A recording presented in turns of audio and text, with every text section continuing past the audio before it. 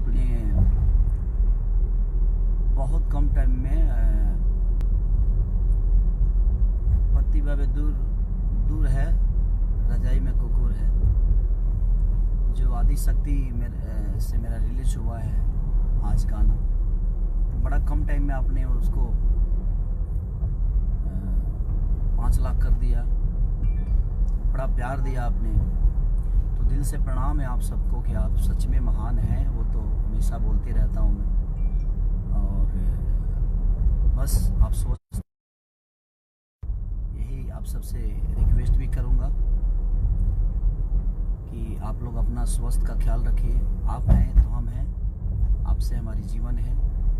हमेशा आप लोग प्यार देते हैं, प्यार करते हैं, और दिल में हमेशा एक जगह बना के रखते हैं आप सब।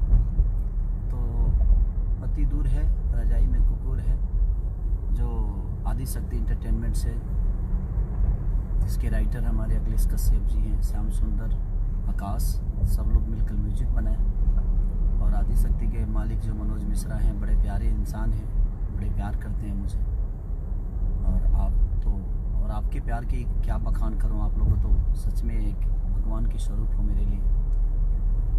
तो बस लिट्टी चोखा के शूटिंग के लिए मैं निकला हूं, तो मुझे लगा कि आप सबका प्यार और आशीर्वाद लेकर जाऊं, स्वस्थ जाऊं, और स्वस्थ जिस तरह आप देख रहे हैं उसी तरह मैं आऊं, और आपका प्यार ऐसे ही पाते रहूं जब तक जीऊं इस धरती पे।